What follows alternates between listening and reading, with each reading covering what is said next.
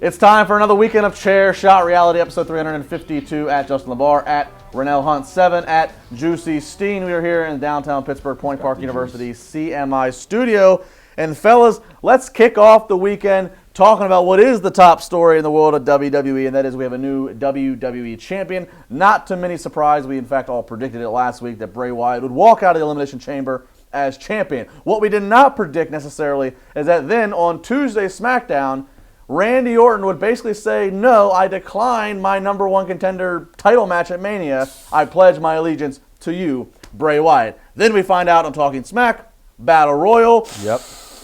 Here we go. Smell it. I can smell a triple threat. It smells like the beard. It smells dirty. Of Luke Harper. Of course, it's a guy that you manage, and you got to call it last week. Oh, it's going to be a triple threat. I didn't know inside why. Uh-huh. I didn't. I'm verified on Twitter. I know everything. There's nothing to do At with least for it. me, my holy water was spiked, and I predicted Goldberg. But you, on the other hand, look at the blue check mark. You know, I'm still trying to work on one of those. Yeah. But the thing is with this, man, phenomenal way for it to go.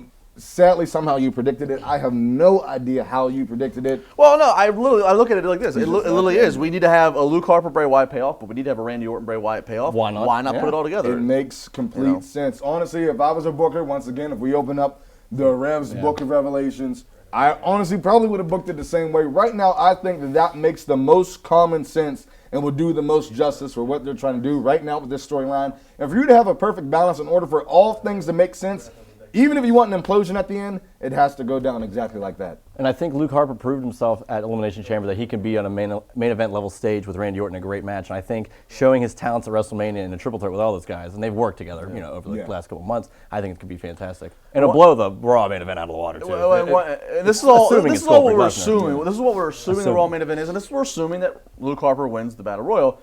One guy, though, and I said this on my Wrestling Reality audio podcast, every Wednesday now you can search for Wrestling Reality on iTunes, Stitcher, TuneIn Radio, Google Play Music, and I said, while this looks to be the case, Randy Orton, Luke Harper, Bray Wyatt, one guy that's still out there in the fold who looks to be coming back soon is Eric Rowan. Now, Eric Rowan I do not think will nor belongs to be in a title match main event at WrestleMania, but Eric Rowan will be key as we have all these weeks to fill towards WrestleMania. You put Eric Rowan in there, Eric Rowan could fight Randy Orton one week. He can fight Luke Harper another week. Another week we can make Luke Harper and Randy Orton have to coincide and be tag team against Rowan and Wyatt. Rowan will be a big piece, I think, to keeping the dynamics stirred up, assuming he comes back here soon. Do you think that it can be possible that as we build up to WrestleMania and into WrestleMania, that he could play a very strategic role if this was the master plan booking for the big main event, for him to play some type of effect in someone losing that title or gaining that title? Maybe. I look at Eric Rowan just as a minion.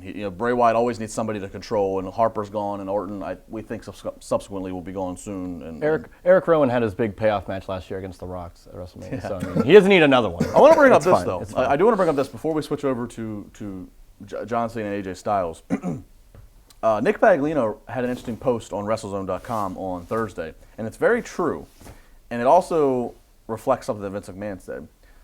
Paglino brought up the actual technical rule book of WWE, which I know, rule book, it sounds ridiculous. But in that rule book, it does say that if the winner of the Rumble decides not to take that title match, that it becomes the runner-up who then has all the privileges. Yeah, we know who that is. Which Roman Reigns is the runner-up. Now, I say this for this reason. Yes. I say this for this reason. Yeah, right. If they wanted to make it another person in the pot to make it even more interesting, and if you guys pay attention to the quarterly meetings that the WWE has and Vince gets to speak to stockholders and answer questions, some question was regarding talent and the brand switch and this and that. And but in the answer, as an example, Vince said, for example, if Roman Reigns was to move to SmackDown. All I'm saying, that could be complete coincidence of that rule they can't status, ruin and Vince had that as his example. Yeah, but I'm just saying, Roman Reigns is fighting Braun Strowman at Fastlane. Yep. What's after that? We speculate, is it Taker? What's after that for Roman Reigns? Because if not, just things to think about. SmackDown's been doing so well. You don't want to feed at that. You're such an such an internet guy. No, I'm not. No. What is it? No, I'm not. You're an internet guy. I'm sorry, I'm not verified. I'm just a mark. I'm not. No, you're that typical. I hate Roman Reigns. I'm not typical. He's been shoved out on both sides. He's been pushed to the moon and got zero response to them being a heel. So and it just instead of maybe running he becomes a heel. Yeah, so they won't do it. They won't do it. So my thing is, he's so over with my the younger thing is, demographic. If you don't want him to get traded, say for this in order to make sense.